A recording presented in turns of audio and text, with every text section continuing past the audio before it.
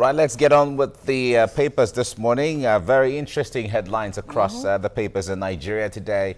But let's commence with the Punch newspaper. We have PDP, Jonathan leads reconciliation team. Wike secondos visit George. Rivers governor has to apologize to the Southwest. It's part of what it's the first one. But we have joining us a social commentator, Charles Ideho, one of our regulars, to analyze this morning. Charles, it's good to see you. Morning. Yes. Now, we know the fallout of the PDP convention and there are reconciliatory moves already. But that's very timely and very important and necessary as well. When you have a fragmented party just trying to come back to make, for them to make any meaningful development or progress, they need all this to go into this rapprochement. It's what we seal there to heal the wounds, because PDP cannot afford any fragmentation. PDP cannot afford any disunity right now, because we hear everything. You hear them talking tough about return to Aso Rock. So, but if you must return to Aso Rock, you must have a united house, a united front. Because when you have internal opposition within you, there's no way you can achieve any meaningful. But I think it's very timely and very, very necessary for them to make progress. Okay. Oh, well, Wike, Secondos, and all the rest of them, they seem to have had their way. Bode George is saying that Wike should apologize to the Southwest. He's alleging that Wike I think he's insulted, maligned, for want of a better word, insulted Yoruba nation. But first of all, I think I would like to look at it two ways. First, I think Bode George, as we know him, he has become, he's an elder statesman. And elder statesman should be seen as somebody who will be championing the cause of the whole nation. So that's why it also makes him a pan-Nigerianist, okay? Yes. But rather than talking about because I hear you talking about Omoluabi, that he's an Omoluabi. Yes, he is a Yoruba. We can't take that from him. But I think he should rather be speaking nationalistic, rather than this sessional thing he's talking about. Exactly. Then Wike also was wrong when he said that Yoruba cannot, categorical statement.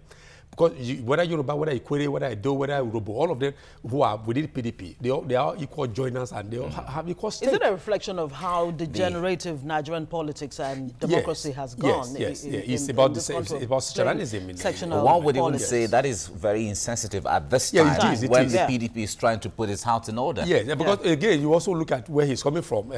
He will say that after all, PDP during the 2015 election, they gave PDP 95%.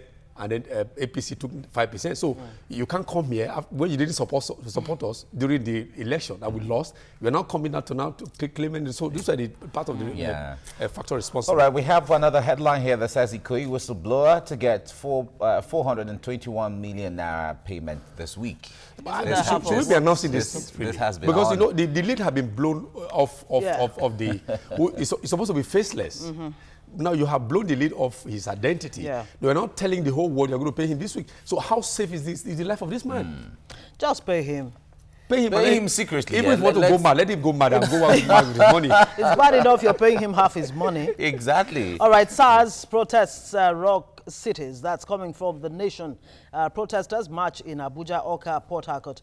They've helped to control high violent crimes in Rivers State for the state to spend all her resources to campaign against a unit of an agency. Something must be wrong. Yeah, something is wrong. You know, we discussed here last week. Now that the IG has said to look into the affairs of that institution, but again, as we said, who will he appoint to oversee the reorganization, the overhaul? Still the same people within the same system. So my mind is that, look, it might likely go the Nigerian way. Just shout in 1 week, and then we'll have free nerves. And then we'll move on to the next issues. So Olubadan gets 21-day deadline still coming from the nation. This Olubadan issue is it's gathering momentum. It's troubling because I would rather Ajumobi should really allow the traditional institutions to survive, because the Olubadan stool is a traditional institution, and there are traditions that are, that specify how the institution should be run. And that's what the 2014 National Conference recommended, that there should be a clear-cut definition of the role of the traditional institutions. But because it's not government that sets up that institution. They be self-existing. Ancestry. They be self-existing, and they have a way they have existed over the years. Even so before, government now meddling into the affairs of that. Democracy. Exactly. You know, first of all, you came up, you gave 21 monarchs who had no kingdoms, kingship. And then these are people who are now also, because they said, number one, that the man is being high-handed, that the wives are misbehaving, and then he should respect the governor. I mean, these are fleeting excuses. Okay. Still from the Nation, you're not going to comment about that. Ambode proposes 1.046 trillion naira. Now, I would say hooray. That's the comment. Huge. Okay. We'll move to the Daily Sun now. Council of Obas threatened to depose Olubadan. Yeah, we've just talked about this now. We have anti and pro-SARS protests, Rock, Lagos, Abuja, Rivers. Imagine an anti and pro. This is gathering momentum. See what we say? See what we're talking about? That look, it's a recipe for chaos. Exactly.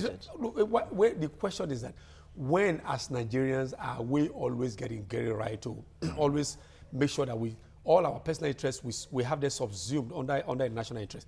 You already find people to say, okay, let's look into the effects of this and the activity of these people, and then let's find how to clean it up.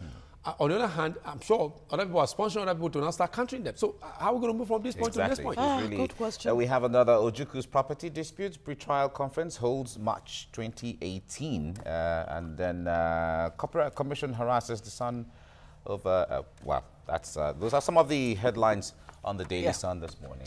This day says, in landmark ruling, appeal court says EFCC lacks powers to prosecute judges. Strikes out charge against Justice Nganjiwa.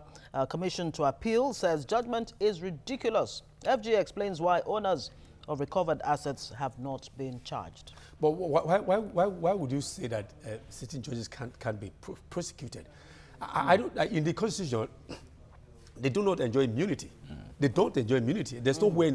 I'm not a lawyer, but I have constitutional. I went to school. I've been able to read through some of this. I've never seen anywhere in a statute book immunity is only for chief executives. For chief executives. Well, is it not so the why job would you of say the, they can't? They're immune? Is it not the job of the NJC? Say it again. Is it not the job of the NJC to, you know, well, to discipline? No, the agency can discipline. But if the matters go to court, this is an issue of prosecution. If the matters go to court, I mean, because they are not immune from prosecution, they need to go to court and face all these charges. If they are found to be culpable, then they whatever punishment is meted out to them, they serve. But if not, then they are discharged. 2019 ticket, APC should not mimic PDP. Tinubu replies Okorocha. Yeah, I think that it was very necessary because the news became, I mean, the newspapers, of the speculation here and there, it was about the underestimating governors. Yes, but what he said is that he said, look, the governors, they actually have a right to support or to endorse, but we should not have to what they can inherit what the people are always doing about endorsement. Let the people go to the playing ground and then let them fight for tickets. Exactly. As I say, yes, exactly. All right, the Vanguard newspaper, EFCC lacks powers to prosecute serving judges. Appeal court is saying that. You've already talked about that. The federal government releases 1.2 trillion naira for capital expenditure in 2017 budget.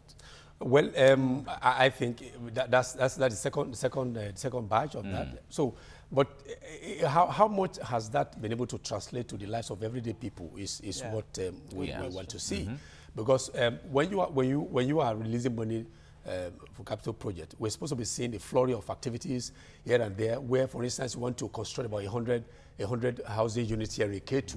The economic K2 should be better for it, because the people, the artisans, the food sellers, all of them are supposed to benefit from it. But we're not seeing these things. Well, the research actually shows that 30% of capital projects in Nigeria over time have ended up in personal pockets. Exactly. That's why that's why if we say, okay, capital project, you hardly see all these capital projects. Okay, time up. Do we have time for Mr. and Mrs.? Look here, my man, don't call me fat. Oh my, now that's something you don't do. Don't go there. When it comes to fat, don't even discuss it.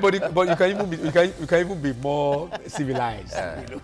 No one wants to be called fat. Just say you're looking chubby. Chubby or plump. That's just euphemism of it. Just not to be called fat in pidgin.